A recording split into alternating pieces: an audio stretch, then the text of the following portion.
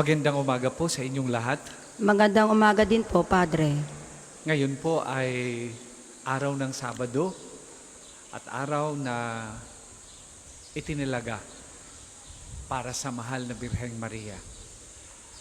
Buwan din ng Mayo, kaya tayo ay dudulog sa Kanya upang tayong lahat ay matularan ang Kanyang halimbawa at halimbawa ng mga santo at mga banal katulad ni Santo Padre Pio at lahat ng mga santo na ating hinihingan ng tulong.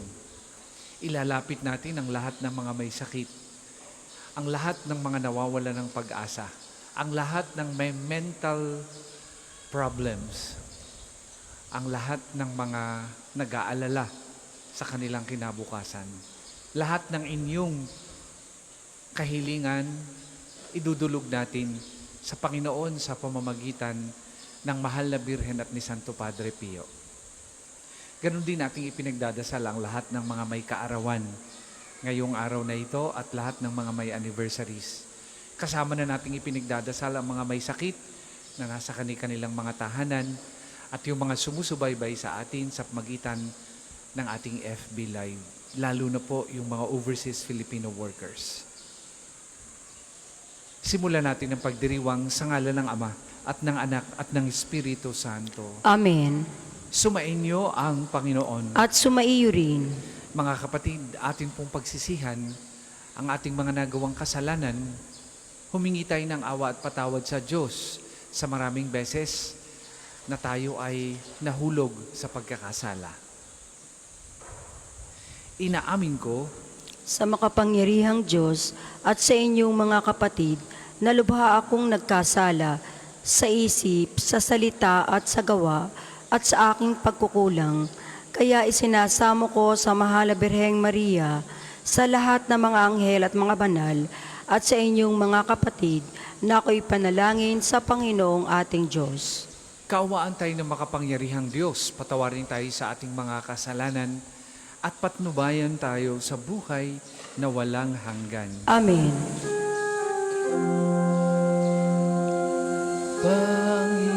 Panginoon, kaawaan mo kami.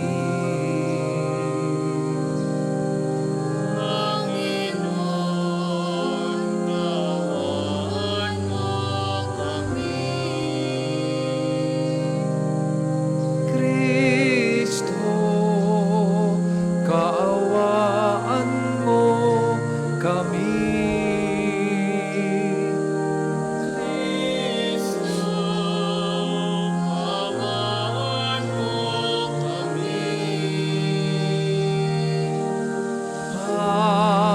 Panginoon, kaawaan mo kami.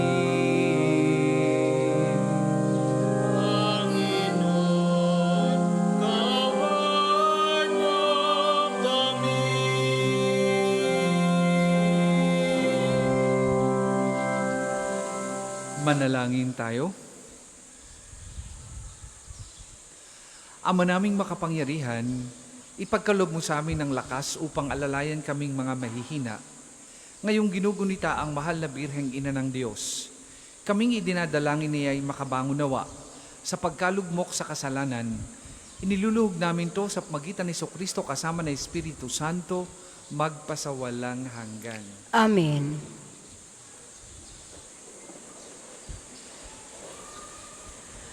Pagbasa mula sa sulat ni Apostol San Judas. Mga pinakamamahal, lagi ninyong tandaan ang pangaral sa inyo ng mga apostol ng ating Panginoong Hesukristo. Manalangin kayo sa tulong ng Espiritu Santo. Manatili kayo sa pag-ibig ng Diyos habang naghihintay sa ating Panginoong Hesukristo na magkakaloob sa inyo ng buhay na walang hanggan dahil sa kanyang pagkahabag sa inyo. Kahabagan ninyo tulungan ang mga nag-aalinlangan. Sagipin ninyo ang nasa apoy. Ang iba na may kahabagan ninyo. Ngunit mag-ingat kayo. Kasuklaman ninyo pati ang mga damit nilang tigmak ng kahalayan. Sa Kanya na makapag-iingat sa inyo, upang hindi kayo magkasala at makapaghaharap sa inyo ng walang kapintasan at may malaking kagalakan sa Kanyang kaluwalhatian. Sa iisang Diyos na ating tagapagligtas, sa pamamagitan ni Jesucristong Panginoon natin, sa Kanya ang kapurihan, karangalan, kadakilaan at kapangyarihan, mula pa noong una, ngayon, at magpakailanpaman. Amen. Ang salita ng Diyos. Salamat sa Diyos. Salmong tugunan, aking kinasasabikan, Panginoon, ikaw lamang. Aking kinasasabikan, Panginoon, ikaw lamang. O Diyos, ikaw ang aking Diyos na lagi kong hinahanap. Ang uhaw kong kaluluway, tanging ikaw yaong hangad. Para akong tuyong lupa na tubig ang siyang lunas. Aking kinasasabikan, Panginoon, ikaw lamang. Bayaan mong sa sangtuaryo sa lugar na dakong banal. Ikaw rooy mamasdan ko sa likas mong karangalan. Ang wagas na pag-ibig mo'y mahigit pa kaysa buhay. Kaya ako'y magpupurit, ikaw ang pag-uukulan. Aking kinasasabikan, Panginoon, ikaw lamang. Habang ako'y nabubuhay, ako'y magpapasalamat. At ako'y dadalangin na kamay kong nakataas. Itong aking kaluluway kakaing may kasiyahan. Magagalak na umawit ng papuring iaalay. Aking kinasasabikan, Panginoon, ikaw lamang. Ang lahat po ay magsitayo.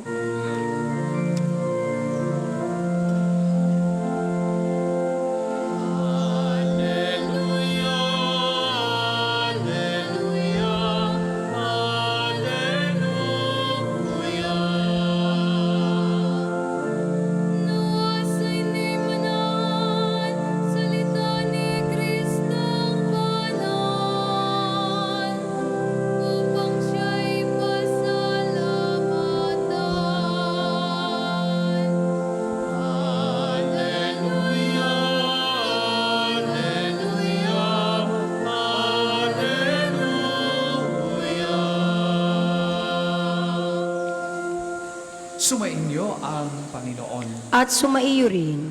Ang mabuting balita ng Panginoon ayon kay San Marcos. Papuri sa iyo, Panginoon. Noong panahong yun, pumunta na naman si Jesus at ang mga alagad sa Jerusalem. Samantalang si Jesus ay naglalakad sa templo, nilapitan siya ng mga punong saserdote, ng mga eskriba at ng matatanda ng bayan. Tinanong siya, ano ang karapatan mong gumawa ng mga bagay na ito? Sino ang nagbigay sa iyo ng karapatang ito?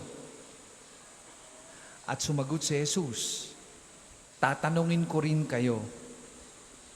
Pag sinagot ninyo ko, saka ko naman sasabihin sa inyo kung ano ang karapatan kong gumawa ng mga bagay na ito. Kanino nagmula ang karapatan ni Juan upang magbinyag? Sa Diyos ba o sa mga tao? At sila'y nag-usap-usap. Kung sasabihin nating mula sa Diyos, itatanong naman niya sa atin, bakit hindi niyo sa paniniwalaan? Ngunit kung sasabihin nating mula sa tao, natatakot naman sila at baka kung ano ang gawin sa kanila ng mga tao, sapagkat kinikilala ng lahat na si Juan ay isang propeta. Kaya't sumagot sila kay Jesus, hindi namin alam.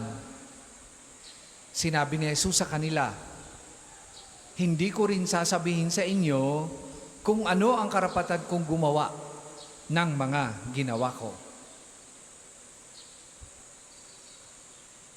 Mga kapatid, ang mabuting balita ng Panginoon. Pinupuri ka namin, Panginoong Hesukristo. Magandang umaga po sa inyong lahat.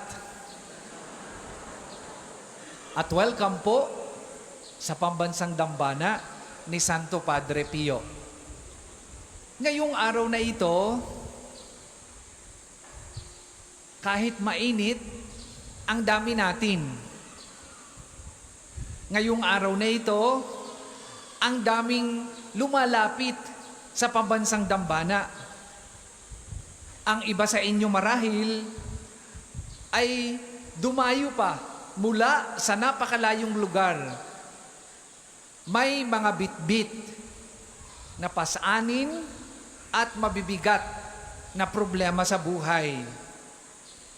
Minsan ang pakiramdam natin, tila tayo ay natrap o naiipit sa mga mahihirap na sitwasyon. Halimbawa, may matinding sakit ang anak, pero walang pera. Kaya nga, hindi nyo maintindihan, uutang ba kayo sa mga mataong mapagsamantala? Lalapit kayo sa 5-6? O lalapit kayo doon sa nag-o-offer sa online ng utang, pero ang laki ng interes? O gagawa ng hindi tama para lang makahanap ng lunas para sa inyong mga anak? Trap yan. Saan kayo lulugal? Sa trabaho naman, pwede ring inuudyokan kang pumirma sa isang maanumalyang dokumento tungkol sa flood control o maanumalyang proyekto ng isang congressman o isang politiko para hindi matanggal o hindi makasuhan sa sandigbayan o sa ombudsman. Pipirma ka ba? O ang boss mo kaya o superior mo nagkaroon ng embezzlement of funds sa inyong kumpanya, pinapipirma ka sa isang dokumentong hindi naman totoo. Trap ka sa sitwasyon. Sa salitang Batanggenyo, madalas tayong nasusukol. Pag naiipit na tayo, ang inaalok ng mundo ay mga shortcuts, mga solusyong mabilis, pero madalas ay labag sa utos ng Diyos. Ano ang ating gagawin in the midst of life's trap? Sa ating mabuting balita ngayong umagang ito, mismong ang Panginoong Hesus ay nakaranas matrap. Nilapitan siya ng mga punong saserdote, mga tagapagturo ng kautusan, at matatanda ng bayan, hindi upang matuto at maniwala, kundi upang ipitin siya sa isang mahirap na desisyon. Tinanong nila ang kanyang autoridad or authority. Ito ay isang patibong, isang trap. Kung sasabihin niyang galing sa langit ang kanyang kapangyarihan, isusumbat nila kung bakit hindi sila naniniwala kay Juan Bautista. Kung sasabihin niyang galing sa tao, magagalit ang taong bayan dahil kinikilala nila sa Juan bilang propeta. Isang trap. Paano humarap si Jesus? Hindi siya nagpanik. Hindi siya nagpadala sa pressure. Higit sa lahat, hindi siya gumawa ng kasalanan tulad ng mga pagsisinungaling para lang makalusot. Daming gumagawa niyan sa Senado. Dami niyang gumagawa sa gobyerno. Ang dami niyang gumagawa sa lipunang ating ginagalawan. Makalusot lamang kahit magpaiba-iba ng prinsipyo sa buhay. Ginamit ng ating Panginoong Hesus ang banal na karunungan sa pamamagitan ng pagbabalik ng isang tanong na naglalantad sa kanilang kawalan ng pananampalataya. Mga kapatid, kapag tayo ay naiipit sa mahihirap na desisyon, tinutokso tayo ng mundo, ng demonyo, na maniwalang kapit sa patalim ang tanging paraan. Ngunit malinaw ang turo ng ating inang simbahan. Ayon sa Catechism of the Catholic Church, 1759, the end does not justify the means. Hindi kailanman magiging tama ang isang maling gawain tulad ng pandaraya, pagnanakaw, o paninira, o pagpapakalat ng fake news. Kahit gaano pa kaganda ang inyong intensyon, kasalanan ang mga yan. Kaya nga ang tanong sa atin, paano ba tayo makakaiwas sa patibong ng kasalanan kapag gumagawa ng isang desisyon bunga ng isang life's trap o patibong sa buhay? Ibinibigay sa atin ang unang pagbasa mula kay San Judas ang konkretong solusyon. Hindi po ito si Judas Iscariot. Si San Judas po ito na tagasunod ng ating Panginoong Jesus. Una, magpakatatag kayo sa inyong kabanal-banalang pananampalataya. Huwag kakagat sa pain ng kasalanan. Sa halip na sumuko sa maling sistema, manindigan sa katotohanan ng Diyos. Because truth will set you free. Ikalawa, manalangin kayo sa pamamagitan ng Espiritu Santo.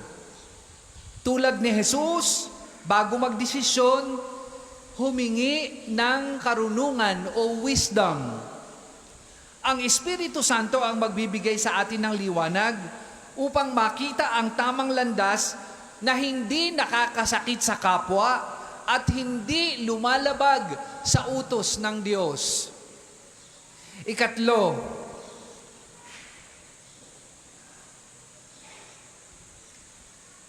habagan ninyo ang nag-aalinlangan o lagyan ng habag ang mga nalilito. Iligtas ninyo ang iba sa pamamagitan ng pag-agaw sa kanila mula sa apoy ng kasalanan. Kapag nakita nating may kapatid tayong naiipit din sa maling desisyon, huwag nating silang husgahan, mas lalong huwag tayong sumama sa kanila at huwag tayong manahimik sa mali nilang ginagawa. Tatandaan ninyo, silence is complicity. Pag kayo'y nanahimik sa isang kita ninyong mali, ibig sabihin, pumapayag kayo na ang mali ang siyang mangibabaw at ang tama ang mawalan ng boses. Kasama na kayo na nagkakasala kapag kayo'y nanahimik sa isang maling gawa. Tulungan natin sila na maituwid ang maling ginagawa at makita ang liwanag ni Kristo. Ang mismong patron ng National Shrine na ito ay dumaan sa maraming traps sa kanyang buhay. Dahil sa kanyang ginagawa at dahil sa kanyang stigmata, siya ay naging kilala, naging sikat, pero siya ay pinagdudahan. May mga pagkakataon na ipinagbawal ng simbahan ang kanyang pagmimisa sa publiko at pagdinig sa kumpisalan. Naipit si Padre Pio. Pwede sana siyang magrebelde, magali sa mga opisyalis ng simbahan, o gumamit ng impluensya mula sa kanyang mga tagasunod para ipagtanggol ang sarili. Pero ano ang kanyang ginawa? Nagpakita siya ng lubos na pagsunod at kababaang loob o heroic obedience. Hindi siya sumagot ng kasalanan sa gitna ng pagsubok. Sabi nga sa kanyang tanyag na pangaral, pray, hope, and don't worry. Worry is useless. God is merciful and will hear your prayer. Mga kapatid, kung ikaw ay nasa sangangdaan ngayon at tila nasusukol ng mga problema, pinansyal man, relasyon, trabaho, karamdaman, o kung ano paman, huwag magpanik, huwag matakot, huwag mong hayaang nakawin ng sitwasyon ang iyong kapayapaan at kalinisan ng budhi. Manalangin ka at humingi ng banal na karunungan. Manatili sa pag-ibig ng Diyos. Magtiwala sa kanyang pagkilos at siya mismo ang magbubukas ng pinto kung saan akala mo ay wala ng lagusan.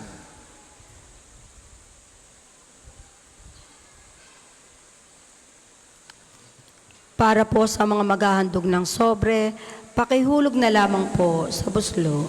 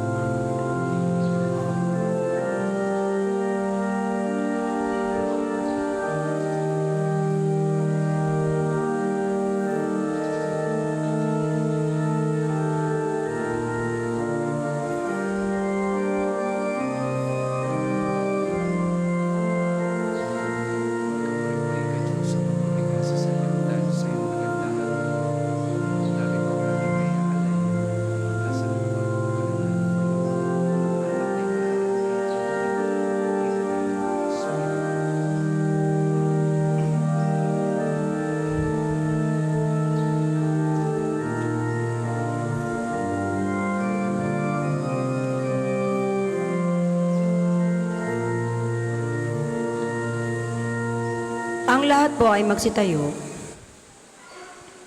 Manalangin kay mga kapatid upang ang paghahain natin ay kalugdan ng Diyos amang makapangyarihan. Tanggapin nawa ng Panginoon itong paghahain sa iyong mga kamay, sa kapurihan niya at karangalan, sa ating kapakinabangan at sa buong sambayanan niyang banal. Ama naming lumikha, ang iyong nagkatawang taong anak ay tumulong nawa sa aming ginagawa. Nang di bumawas kundi lalo pang nagpaganap sa pagkabirhen, ay magpagindapat na kalugdan mo ang aming paghahain sa kipagpapatawad ng mga kasalanan, sapagkat siya ang Panginoong kasama mo at ng Espiritu Santo magpasawalang hanggan. Amen. Sumainyo ang Panginoon. At sumaiyo rin. Itaas sa Diyos ang inyong puso at diwa. Itinaas na namin sa Panginoon. Pasalamatan natin ang Panginoong ating Diyos. Marapat na siya ay pasalamatan. Ama naming makapangyarihan, tunay ngang marapat na ikaw ay aming pasalamatan. Ngayong aming ginugunita ang araw ng mahal na Birheng Maria. Bukod mong pinagpala sa babaeng lahat ang mahal na Birheng totoong mapalad, na iyong piniling maging ina ng iyong anak, nung isugo mo siya bilang aming Mesiyas. Sa kapangyarihan ng Espiritong Banal, ang Birheng Maria ay naging inang tunay ng iyong anak na kanyang isinilang bilang liwanag nitong sanlibutan. Kaya kaisa ng mga anghel na nagsisiawit ng papuri sa iyo, nang walang humpay sa kalangitan, kami nagbubunyi sa iyong kadakilaan.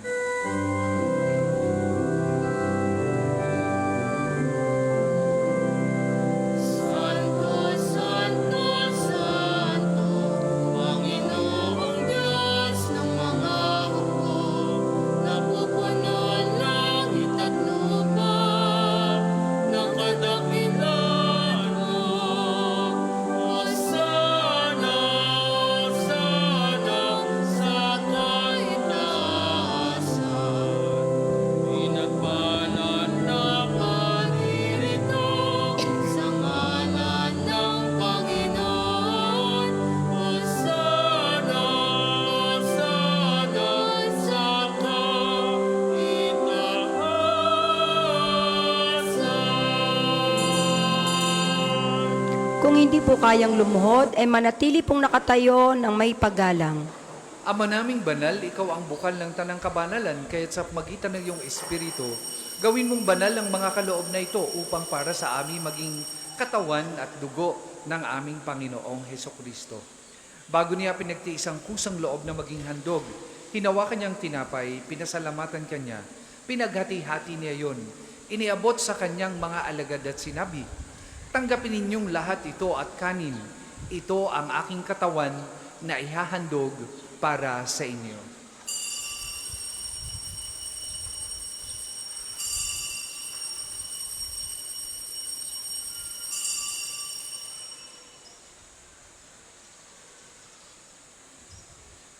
Gayun din naman nung matapos ang hapunan, hinawakan niya ang kalis, muli kanyang pinasalamatan.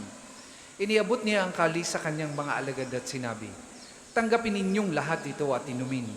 Ito ang kalis ng aking dugo, ng bago at walang hanggang tipan. Ang aking dugo na ibubuhos para sa inyo at para sa lahat. Sa ikapagpapatawad ng mga kasalanan, gawin ninyo ito sa pag-alaala sa akin."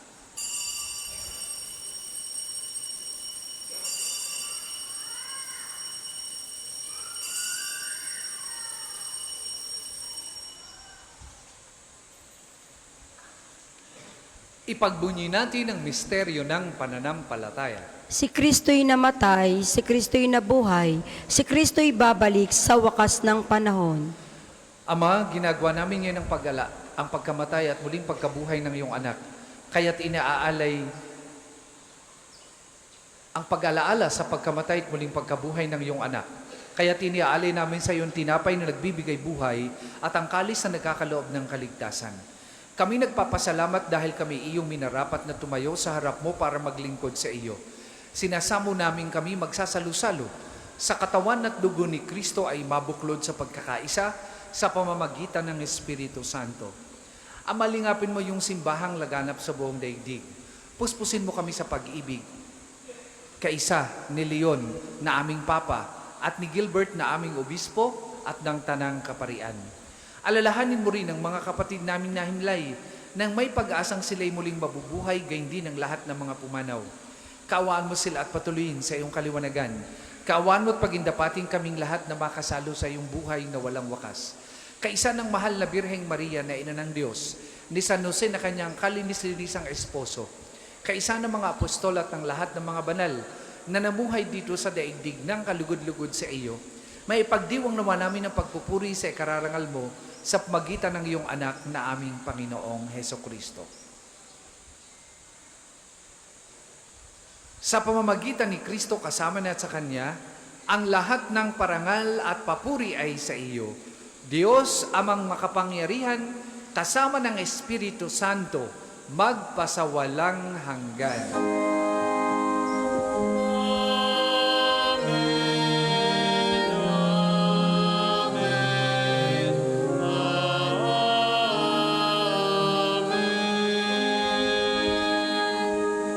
Sa tagubili naman nakagagaling na utos at turo ni Jesus na Panginoon natin at Diyos, ipahayag po natin ng lakas loob.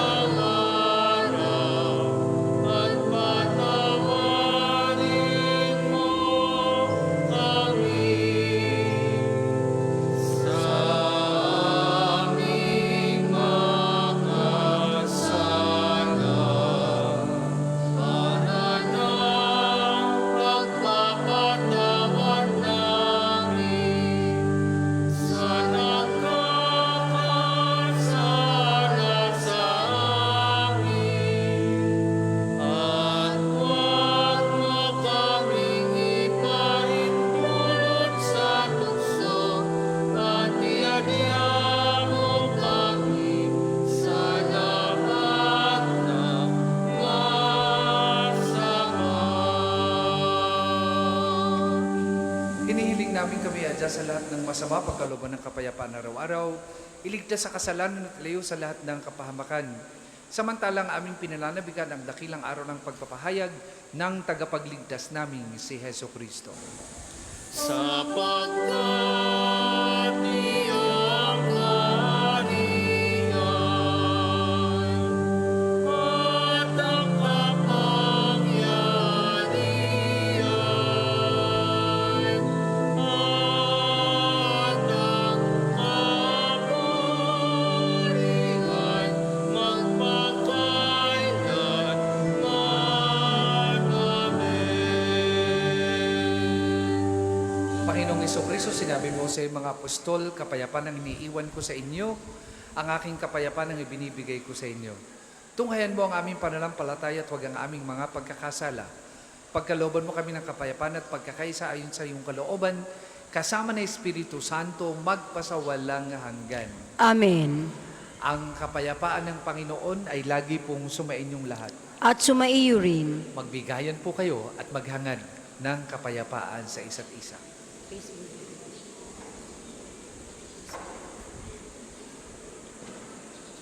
Kordero ng Diyos na nag-aalis ng mga kasalanan ng sanlibutan, maawa ka sa amin. Kordero ng Diyos na nag-aalis ng mga kasalanan ng sanlibutan, maawa ka sa amin. Kordero ng Diyos na nag-aalis ng mga kasalanan ng sanlibutan, ipagkaloob mo sa amin ang kapayapaan. Kung hindi po kayang lumuhod, manatili pong nakatayo ng may paggalang.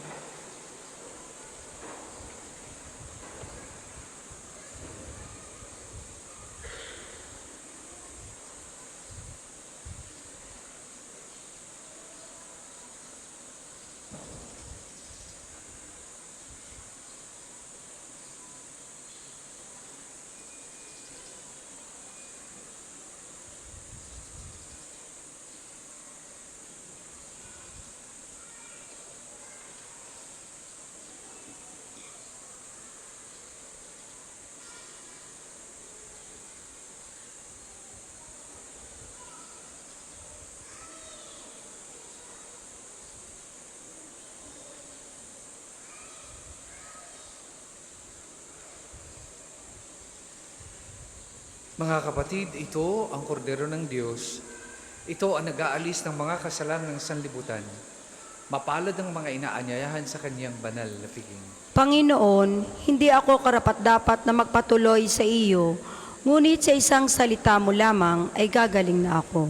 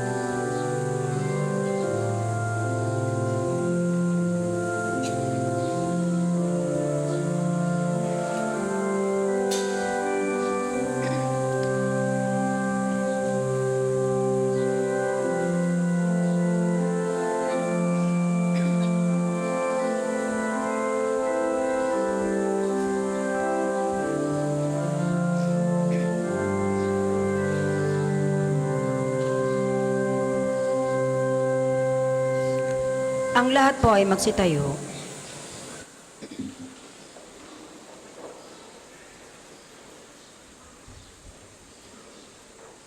Manalangin tayo. Ama naming mapagmahal, ang aming pagsasalo sa haing nagbibigay buhay, ang iyong kagandahang loob ay aming hinihiling upang ang pagpaparangal namin sa mahal na Birhen at pagtulad namin sa Kanya ay magpagindapat na aming paglingkuran ang pagganap sa kaloob mong kaligtasan sa pamamagitan ng Jesucristo kasama ng Espiritu Santo magpasawalang hanggan. Amen. Ang lahat pa ay magsiupo para sa ilang patalastas. Una, sa inyong pagdalaw sa pambansang dambana, mangyaring pakaingatan ang inyong mga personal na gamit. Hangad namin ang isang matiwasay at maayos sa pagbisita sa National Shrine. Ikalawa, nais po naming ipagbigay alam sa inyo na ang Padre Pio Healing Bundle ay available sa ating mga tindahan. Ang langis na kasama nito ay may halo ng langis mula sa puno ng olibo na binasbasa ni Padre Pio nung siya'y nabubuhay pa. Naway maging daan ng ating healing bundle sa pagkakamit ng kagalingan mula sa Diyos. Ikatlo, mayroon po tayo maghapong pagpapakumpisal ngayong araw ng Sabado sa Chapel of Reconciliation. Ito po ay simula kaninang 8 ng umaga hanggang 12 ng tanghali. Magpapatuloy ito sa 2 hanggang 5 ng hapon. Tayo pong lahat ay malugod na inaaniyahan. Ikaapat, maaari nating ialay ang ating mga rosas sa imahe ni Santo Padre Pio pagkatapos ng banal na misa at sa pasimula ng liturhiya ng pagpapagaling. Ang kulay puting rosas ay simbolo ng ating mga pasasalamat at kulay pula naman para sa ating mga kahilingan. Ikalima, sa darating na linggo, 31 ng Mayo, ay ang pagtatapos ng Flores de Mayo. Ang misa ng tapusan ay sa ganap na 2 ng hapon na susundan ng Santa Cruzan. Nalalahukan ng ating mga nasasakupang barangay. Ang lahat ay malugod na inaaniyahan sa huling araw ng alayan. Ang susunod pong misa ay sa ganap na 12 ng tanghali. Maraming salamat po at mangyaring panatilihin natin ang kalinisan, katahimikan at diwa ng pananalangin sa loob at labas ng ating simbahan. Ang lahat po ay magsitayo para sa liturhiya ng pagpapagaling.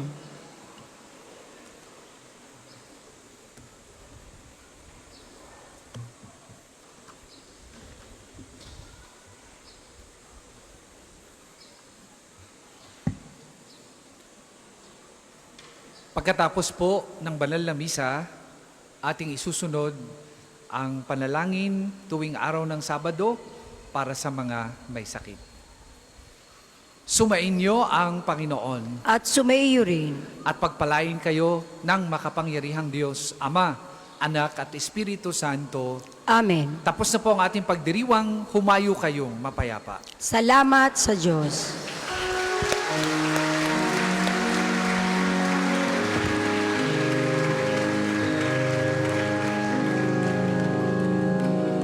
Ating unitain ang buhay na banal. Maaari nyo pong ialay ang inyong mga rosas para kay Santo Padre Pio habang inaawit ang pambungad na awit. Jesus ay namana sa kanya ang stigmata. 50 taon niya dinala.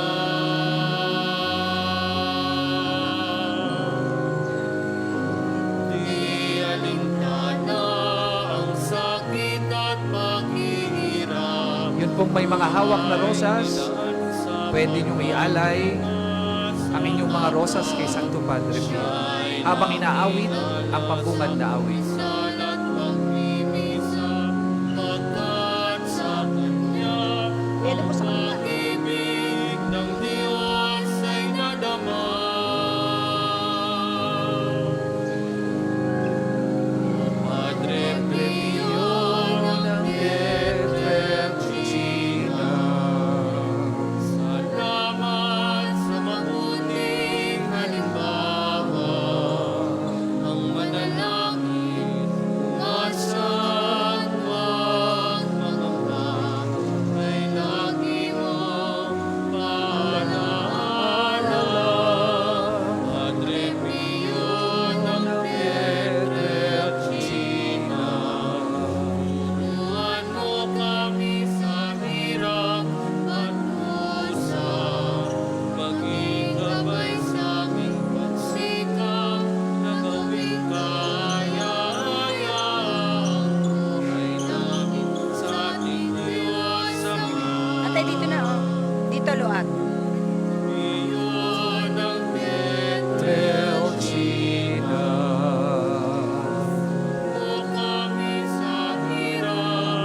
Muli po, ating inaanyayahan ang mga rosas para ialay Ate, dito sa kay kabila, Santo balik Padre mo. Pio habang inaawit ang pambungad na awit.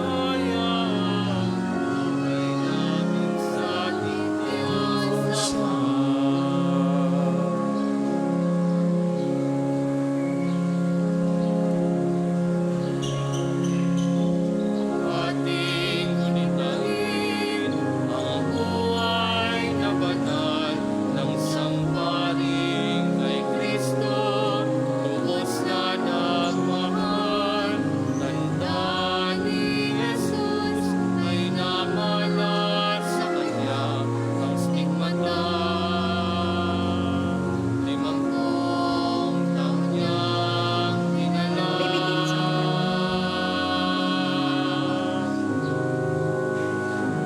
Di alintana ang sakit at paghihirap, buhay sinaan sa pagkalinga sa kapwa.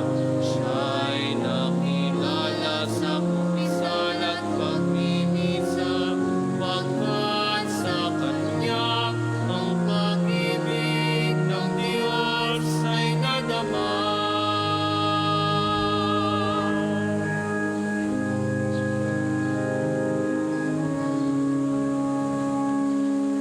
Sa ngalan ng Ama at ng Anak at ng Espiritu Santo, Amen. sumainyo ang Panginoon. At sumaiyo rin. Ang Panginoong Hesukristo na gumawa ng mabubuting bagay at nagpapagaling ng may sakit, ay nag-utos sa kanyang mga alagad na alagaan ng mga may sakit at ipanalangin sila. Sa pagdiriwang nating ito, ating ipaubaya ang lahat ng ating karamdaman at kahilingan sa Panginoon upang mabigyan tayo ng lakas na tanggapin ang ating mga paghihirap at pinagdadaanan. Sabay-sabay po tayo, Padre Pio, Taga Pietrelcina, Mongheng Banal, Pintakasing Santo ng Milenyong Kasalukuyan. Gabay namin sa pagtahak sa landasing makalangit, takbuhan sa pangangailangan, huwaran ng pagtitiis. Sa iyo namin inilalapit aming mga kagipitan. Sa iyo po ay binibilin kalusugan at kabuhayan.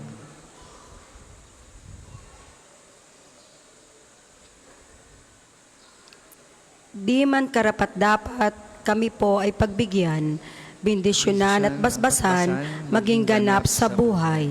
Lumayo nawa kami, umiwas sa kasalanan, lumapit lagi sa Diyos, maging matatag at matibay.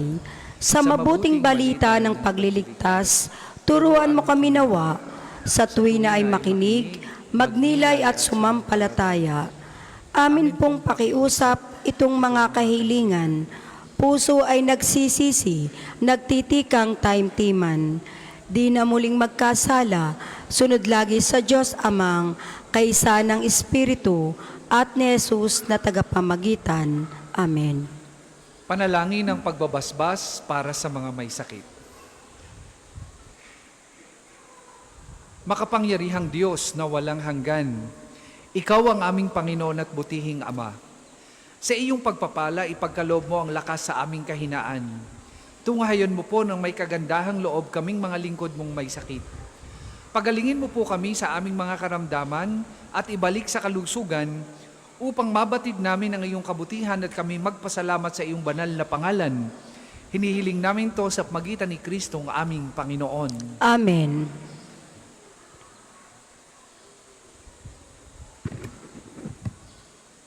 Iyuyuko niyo po ang inyong mga ulo para sa pagbabasbas ng relikya ni Santo Padre Pio.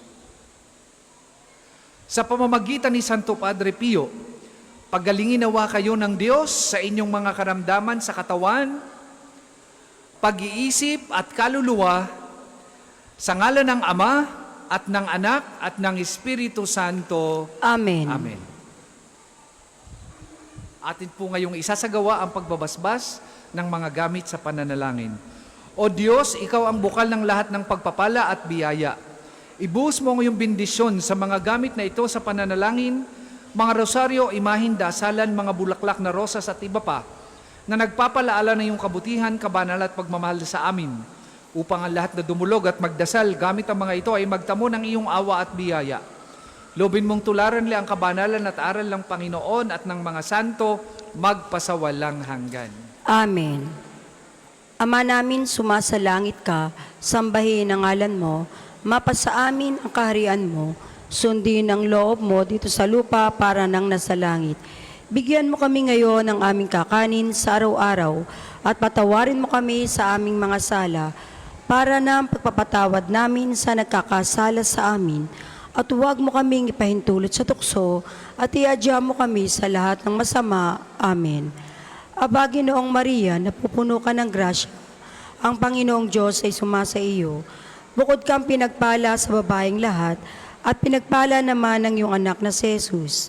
Santa Maria, Ina ng Diyos, ipanalangin mo kaming makasalanan, ngayon at kung kami mamamatay. Amen. Luwalhati sa Ama at sa Anak at sa Espiritu Santo, kapara nung unang-una, ngayon at magpasawalang hanggan. Amen. Luwalhati sa Ama at sa Anak at sa Espiritu Santo, kapara nung unang-una, ngayon at magpasawalang hanggan. Amen. Luwalhati sa Ama, sa Anak at sa Espiritu Santo, kapara nung unang-una, ngayon at magpasawalang hanggan. Amen. Aba, Ginoong Maria, napupuno ka ng grasya, ang Panginoong Diyos ay sumasa iyo. Bukod kang pinagpala sa babaeng lahat, at pinagpala naman ng iyong anak na si Jesus.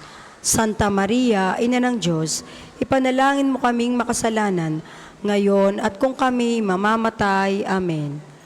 Ama namin, sumasalangit ka, sambahin ang ngalan mo, mapasa amin ang kaharian mo, sundin ang loob mo dito sa lupa para nang nasa langit. Bigyan mo kami ngayon ng aming kakanin sa araw-araw, at patawarin mo kami sa aming mga sala, para na ang pagpapatawad namin sa mga nagkakasala sa amin, at huwag mo kaming ipahintulot sa tukso, at iadya mo kami sa lahat ng masama. Amen.